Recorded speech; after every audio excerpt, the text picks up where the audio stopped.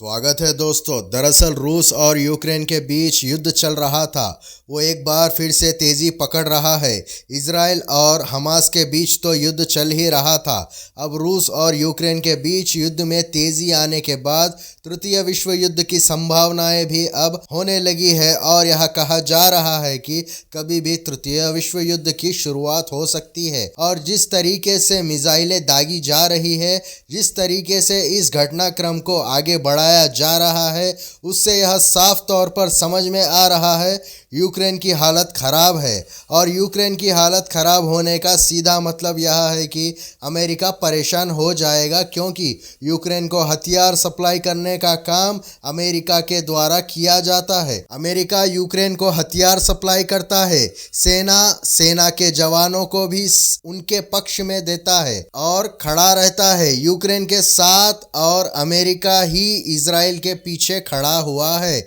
Israel आज जो कुछ भी तबाही गजा पट्टी पर मचा रहा है, उसके पीछे अगर किसी का हाथ है तो वह अमेरिका का ही हाथ है। अब क्या कुछ हुआ है, रूस ने कैसे यूक्रेन पर हमला किया, यह समझना बहुत ज़रूरी है। दरअसल रूस ने यूक्रेन पर 150 से ज़्यादा खतरनाक मिसाइलों से हमला किया। नाटो सेना अनौपचारिक रूप से रूस यूक्रेन युद्ध में शामिल हो गई है। अब यह युद्ध दुनिया का तीसरा विश्व युद्ध बनने जा रहा है। जो तृतीय विश्व युद्ध की संभावना इजराइल और हमास युद्ध के बाद जताई जा रही थी, वही संभावना अब रूस और यूक्रेन के इस भीषण युद्ध पर जताई जा रही है। इससे पहले भी रूस ने अभी हाल फिलहाल में यूक्रेन के ऊपर हमला किया था, तो अमेरिका चिंतित हो गया था, क्योंकि अमेरिका की फसाद की जड़ माना जाता है। अमेरिका यूक्रेन को ताकत देता है कि जाओ तुम लड़ो, हम तुम्हारे साथ है। अमेरिका इजराइल को साथ देता है कि जाओ तुम लड़ो, हम तुम्हारे साथ है।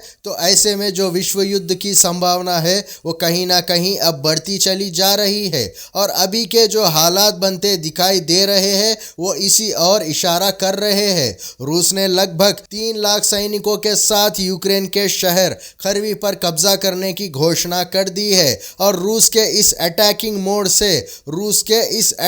मोड से और रूस का यह व्यवहार जो साफ तौर पर दिखाई दे रहा है, वह इसी और इशारा कर रहा है कि आने वाले समय में कभी भी यूक्रेन पर बहुत तेज़ी के साथ हमला हो सकता है और यूक्रेन को बहुत मुश्किलों का सामना भी करना पड़ सकता है, क्योंकि यूक्रेन के सामने कोई विकल्प नहीं बचा। रूस से पंगा लेना यह कहीं ना कहीं ज़रूर दर्शा रहा है कि आने वाले समय में मुसीबतें ज़रूर खड़ी हो जाएंगी। तो फिलहाल जो तस्वीरें निकल कर सामने आ रही है, तस्वीर आपके स्क्रीन पर है, आप देख सकते हैं किस तरीके से हालात वहां बनते दिखाई दे रहे हैं। जो हमला किया गया है रूस की तरफ से, वो साफ तौर पर दिखाई दे रहा है कि रूस किस तरीके से अब बिल्कुल यह कह रहा है कि अब हम रुकने वाले नहीं, अब युद्ध बढ़ेगा। और युद्ध बढ़ने के सीधे तौर पर यह कहा जा रहा है कि इधर यूक्रेन और रूस का चल रहा है, उधर इजराइल और हमास का चल रहा है। तो यह जो है चीजें और भी बढ़ सकती है।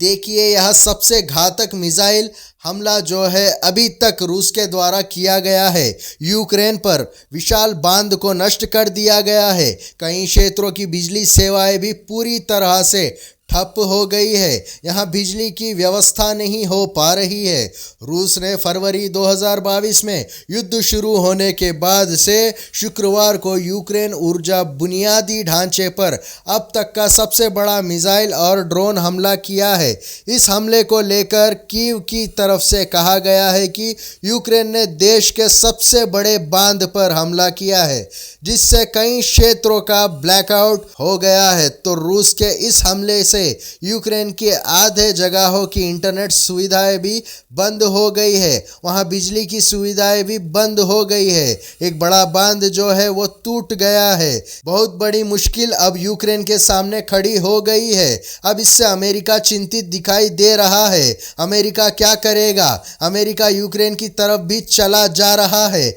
अमेरिका इजराइल की तरफ भी चला जा रहा है। यानी अमेरिका 2 युद्ध लड़ रहा है। इनडायरेक्टली अगर कहे तो अमेरिका 2 युद्ध में शामिल है। वो यूक्रेन के साथ खड़ा होकर रूस से युद्ध लड़ रहा है, इधर वो इजराइल के साथ खड़ा होकर हमास से युद्ध लड़ रहा है और इजराइल और हमास का युद्ध लगातार चलता रहा है। और जब रूस का एक्टिव हो जाना यह संभावना बनाती हुई दिखाई दे रही है कि तृतीय विश्व युद्ध कभी भी छिड़ सकता है और जिसमें बड़ा नुकसान होने की संभावना भी जताई जा रही है। अभी का जो हमला है, रूस ने फरवरी 2022 में युद्ध शुरू होने के बाद शुक्रवार को यूक्रेन ऊर्जा बुनियादी ढांचे पर अब तक का सबसे बड़ा मिसाइल और ड्रोन हमला किया है। इस हमले को लेकर कीव की तरफ से कहा गया कि यूक्रेन ने देश के सबसे बड़े बांध पर हमला किया है, जिससे कई क्षेत्रों में ब्लैकआउट की संभावना बन गई है। कीव ने शुक्रवार को कहा कि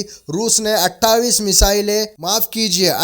मिसाइलें और 63 ड्रोन दागे। 28 मिसाइलों से हमला किया गया और 63 ड्रोन को यूक्रेन पर गिराया गया। यूक्रेन वायुसेना ने कहा कि हाइपरसोनिक और बैलिस्टिक मिसाइलों के व्यापक उपयोग के दौरान उन्हें मारा गया है। राज्य जल विद्युत कंपनी उग्र हाइड्रोजन ने कहा कि दक्षिणी शहर जपोरिजिया ने ड्रीनी प्रोवाइस बांध की हाइड्रोलिक संरचनाओं पर बड़ा हमला किया है। राज्य जल विद्युत कंपनी की ओर से कहा गया है कि फिलहाल स्टेशन पर आग लगी हुई है। स्टेशन पर सुविधाएं जो है मुहैया कराना मुश्किल हो रहा है। आपातकालीन सेवाएं और ऊर्जा कर्मचारी मौके पर काम कर रहे हैं और कई हवाई हमलों के परिणाम से निपटने की भी बात कही जा रही है। ऊर्जा मंत्री की तरफ से बयानबाजी आ रही है। ऊर्जा मंत्री जर्मन के गेल सचिको ने कहा कि यह हमला यूक्रेन के ऊर्जा बुनियादी ढांचे पर सबसे बड़ा हमला है। उन्होंने रूस के द्वारा बता दे कि राष्ट्रपति वोलोडिमिर जेलेंस्की ने कहा कि इन दिनों पश्चिम सहयोगियों से अधिक हवाई सुरक्षा प्रदान करने का आग्रह किया गया था। राष्ट्रपति जेलेंस्की ने शुक्रवार को किए गए यूक्रेन ऊर्जा बुनियादी ढांचे पर हमले की निंदा की और कहा कि 9 क्षेत्रों में बिजली आपूर्ति की मरम्मत के लिए काम चल रहा है। उन्होंने लिखा कि रूस लोगों की सामान्य जिंदगियों के खिलाफ युद्ध कर रहा है। इस आतंक में मारे गए लोगों के परिवारों और प्रयोजनों के प्रति मेरी संवेदनाएं हैं। उन्होंने कहा कि रूस जानबूझकर नागरिकों को निशाना बनाने से इनकार करता है। हालांकि फरवरी 2022 में उसने उसके पूर्ण पैमाने पर आक्रमण किए साथ शुरू हुए युद्ध के परिणाम स्वरूप हजारों लोगों की मौत हो गई थी। लाखों लोग उजड़ गए और यूक्रेन कस्बों और शहरों का तहस नहस हो गया था। आपने देखा था कि यूक्रेन में कई भारतीय भी फंस गए थे। स्थितियां कैसी हो गई थी वहां पर, और आज उसी का महिमा मंडन भी किया जा रहा है। आप जान रहे हैं, मोदी जी की तरफ से कहा जा रहा है कि रूस यूक्रेन का युद्ध रुकवा दिया गया था, बस भेजी गई थी, बस निकलवाई गई थी वहां से। तो रूस और यूक्रेन का युद्ध फिर से चल रहा है। तो यह सबसे बड़ा सवाल तो मोदी जी पर खड़ा हो रहा है कि मोदी जी बीजेपी की तरफ से तो ऐड चलाए जा रहे हैं, जिसमें यह कहा जा रहा है कि रूस और यूक्रेन का युद्ध जो है वो मोदी जी ने रुकवा दिया और मोदी जी ने बस भेज के लोगों को वापस बुला लिया। तो बताइए मोदी जी की रूस और यूक्रेन का युद्ध फिर शुरू हो गया है।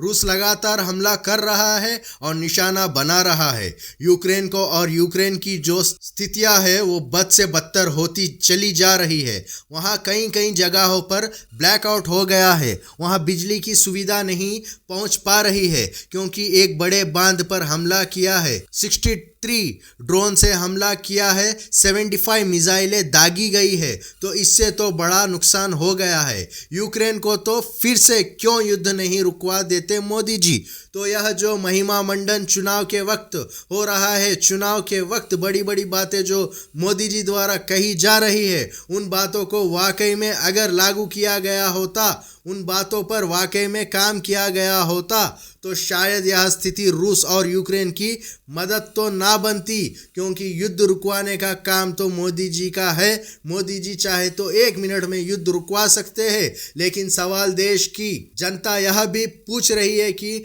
मणिपुर में वो क्यों नहीं बोले। मणिपुर में हिंसा हो रही थी, 2 समुदाय आमने सामने थे, वहां पर महिलाओं के साथ किस तरह से अभद्रता हो रही, तो मोदी जी क्यों नहीं बोल रहे थे, यह भी सवाल है। दूसरा और सबसे बड़ा सवाल यह है कि मोदी जी बात तो बड़ी बड़ी करते हैं कि हमने ऐसा कर दिया है, रूस यूक्रेन का युद्ध रुक गया, मणिपुर की हिंसा उनसे रुक नहीं रही है, अभी हमास और इजराइल का भी युद्ध चल रहा है। शायद मोदी जी वहां भी हस्तक्षेप कर दे, लेकिन वहां तो कतर ने हस्तक्षेप किया तो मध्यस्थता हुई, बातचीत हुई तो कुछ दिन युद्ध विराम जरूर हो गया। लेकिन सवाल यह बहुत बड़े है कि आखिरकार रूस और यूक्रेन का फिर से एक बार युद्ध शुरू हो गया है और मोदी जी का एंगल भी लोग इसमें ढूंढ इसलिए रहे हैं क्योंकि मोदी जी के पास इतनी क्षमता, एक ताकत है। एक फोन से मोदी जी बस निकलवा देते हैं, एक फोन से मोदी जी युद्ध रुकवा देते हैं। मोदी जी के हस्तक्षेप से बड़े बड़े काम हो जाते हैं। मोदी जी की विदेश नीति ऐसी है, कूटनीति ऐसी है, तो उसका इस्तेमाल भी होना चाहिए, दिखना भी चाहिए कि रूस और यूक्रेन के मध्य युद्ध रुक चुका है, सारी स्थितियां जो है वो सामान्य तरीके से चलने लगी, फिर से युद्ध की कोई संभावना नहीं। लेकिन जो तस्वीरें हैं, जो हकीकत है, वह यही है कि रूस ने एक बार फिर से यूक्रेन पर हमला किया है और तृतीय विश्व युद्ध की घंटी अब फिर से बजने लगी है। लाइव इसी के साथ विराम लेता हूं। धन्यवाद। चैनल को सब्सक्राइब कीजिए और अपने अपनों के साथ शेयर कीजिए।